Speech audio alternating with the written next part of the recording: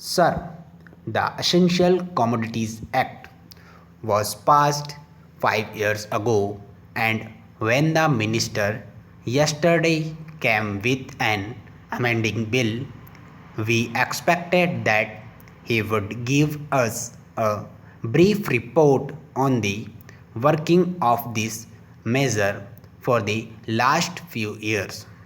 But unfortunately, we are kept in the dark in regard to the exact working of the Act and the nature of the difficulties the minister is facing. Sir, as far as I know, many of the provisions of this enactment have been observed more in violation by his agents at the state level. The food minister may be very earnest, may be very able, and may be very anxious to see that the various provisions of the Act are implemented in the most effective manner at the state level, but unfortunately, his agents at the state level are not equally enthusiastic or equally anxious to observe the provisions of this enactment. The most important objectives of this enactment are to control the supply and distribution of commodities and to maintain a stable price level. In regard to both these aspects, I am afraid that the government has failed to realize the objectives in view. Some time passed when there was scarcity of food grains. Attempts were made to make procurement from certain wholesale merchants and from rice mills. In my own state, I know of many instances of such procurement where, after making known that certain things had to be done and certain steps had to be taken by the merchant community, nothing was done by the government. When they found that these very orders of the government were violated, as a result of the violations, there was a consequent rise in the prices of food grains. In respect of other commodities like iron, steel, paper, etc., we see a lot of speculative activities, but the provisions of the Act have not been brought to bear on them. Perhaps no case of prosecution was launched against those people who contravened the various provisions of the Act. We are interested to know in how many cases the government have taken steps to prosecute individuals who have violated the various sections of the Act. The minister said that the powers under the Act were not adequate.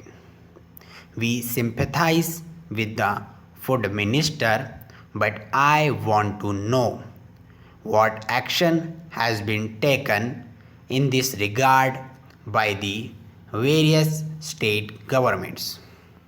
In regard to the amending provisions, I want to know from the minister what would be his difficulty even if minor offences are taken to courts of law. For instance, the Motor Vehicles Act deals with various offences, both major and minor, and various minor offences under the Act are taken to courts and people are prosecuted. What is the difficulty in taking these cases of a minor nature to courts of law? There the pupil will have some safety that they will get a hearing, and if the offences are really offences, then they would be prosecuted, otherwise they will be acquitted. Here the minister says that there should be a security deposit if there is a violation of a particular provision of the enactment. Then the executive authority will have the power either to confiscate a part of the amount or the whole of the amount. We are clothing the executive authority with more powers.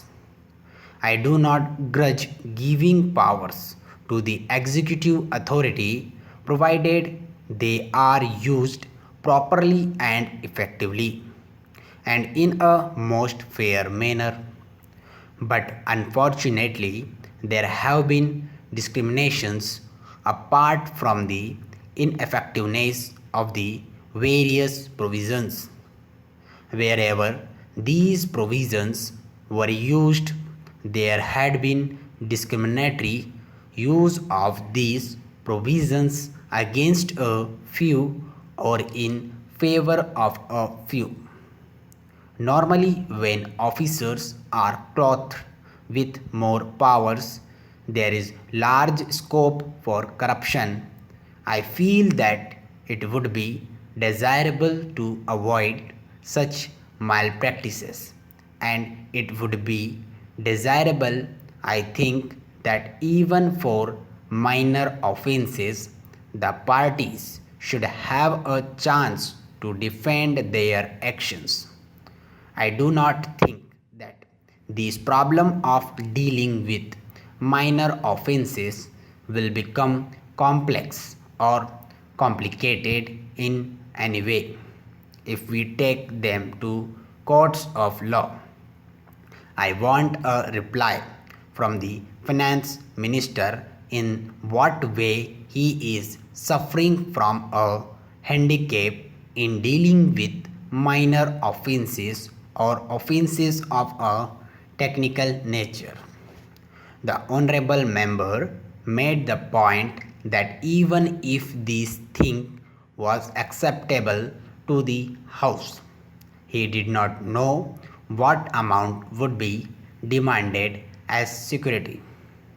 So the minister should tell us what amount is normally expected from a licensee in all cases and what the offences are which are of a technical or minor nature which he has in view. We are not told which are major offences and which are minor offences. Clarifications on these points are necessary. I wish that the Act, which came into effect long ago, was implemented properly. I know that the minister here is very earnest in implementing it, but his colleagues at the state level and at the central level are disappointing him.